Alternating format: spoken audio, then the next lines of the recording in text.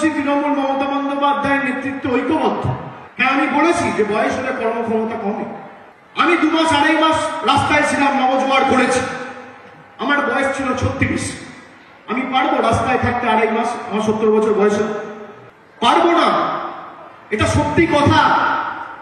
রবীন্দ্রনাথ ঠাকুর লিখেছিলেন, ওরে নবীন ওরে আমার কাঁচা। কিন্তু রাজনীতির ময়দানে নবীন মানে সত্যি কাঁচা। কয়েক মাস ধরেই তৃণমূলের অন্দরে তোলপাড় সে নিয়ে। নবীন প্রবীণ ইস্যুতে নিজের অবস্থানেই অনড় অভিষেক বন্দ্যোপাধ্যায়। হ্যাঁ, আমি বলেছি যে বয়স হলে কর্মক্ষমতা কমে। আমি 2 মাস 2.5 মাস রাস্তায় ছিলাম, নবজোয়ার করেছি। আমার বয়স ছিল 36। আমি পারবো রাস্তায় থাকতে 2.5 মাস? আমার 70 বছর বয়স হলে পারবো না, এটা সত্যি কথা। এটা আপনাকে মানতে হবে। কে নবীন কে প্রবীণ জানে না। প্রবীণ জ্যোতিপ্রিয় মল্লিক জেলে, আর নবীন কুন্তল জেলে। গত বেশ কয়েক মাস ধরেই শাসক দল তৃণমূলে প্রকট হয়ে উঠেছে নবীন প্রবীণ ইস্যু। শাসক শ্রেণীর বেশ কয়েকজন প্রবীণ নেতাই মুখ খুলে দ্বন্দ্বের চিত্রটা রীতিমতো স্পষ্ট করে তুলেছেন।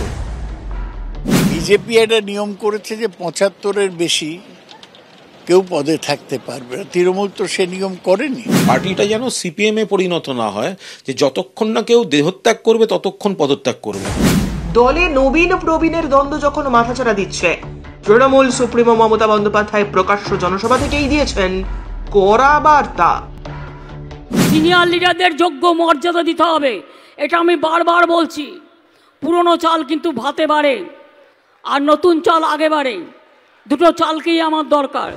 তৃণমূল সুপ্রিমো মমতা বন্দ্যোপাধ্যায়ের কড়া বার্তার পরেও নিজের অবস্থানেই কার্যত অনড় অভিষেক।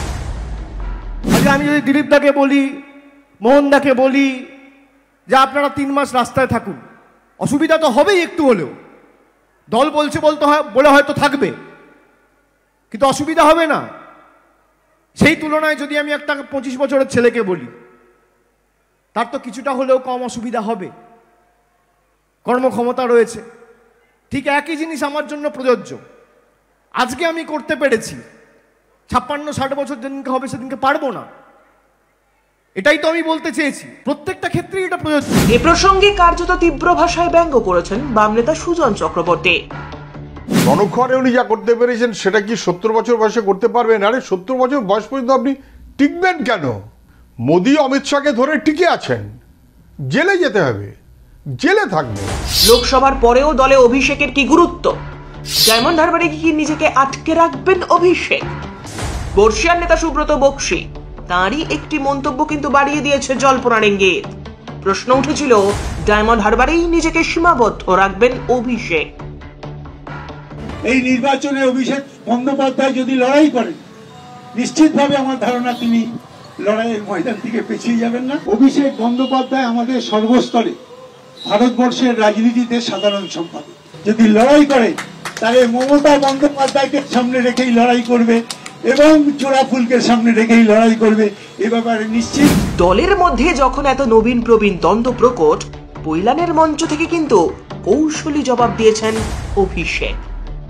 মমতা বন্দ্যোপাধ্যায় নিজে দল চালাচ্ছে, তার কর্মী সহকর্মী পুরোদিনের সাথীরা তার পাশে রয়েছে, নতুন যারা এসছে তারাও পাশে রয়েছে। আমার যতটুকু সামর্থ্য রয়েছে, আমার যতটুকু এখতিয়ার রয়েছে, আমার যতটুকু ক্ষমতা রয়েছে, সাংগঠনিক শক্তি রয়েছে, আমি সব দিয়ে মমতা বন্দ্যোপাধ্যায়ের পাশে দাঁড়াবো। লোকসভা নির্বাচনের আগে দলে নবীন প্রবীণ দ্বন্দ্ব। গত পুরো ভোটের আগেও জোড়া প্রার্থী তালিকা ঘিরে চূড়ান্ত অসন্তোষ। আসন্ন লোকসভা নির্বাচনের আগে দলের মধ্যে আবারও কোন রকম দ্বন্দ্ব মাথাচাড়া দিচ্ছে নাকি? আশঙ্কার কালো মেঘ তৃণমূলের অন্দরে। Bureau report, Bangla 24x7। Heart attack বা স্ট্রোক, অ্যাক্সিডেন্ট হোক বা বার্ন, যে কোনো এমার্জেন্সিতে ভরসা থাকুক মোহনস মেডিকেল সেন্টারে। Multi speciality nursing home, ICU, dialysis centre, modular operation theatre, CT scan সহ উন্নত পরিকাঠামো। ডায়মন্ড হারবার রবীন্দ্র ভবনের পাশের গলি। কল করুন 9775443636 অথবা 9609077887 এই নম্বরে। Mohan's medical centre.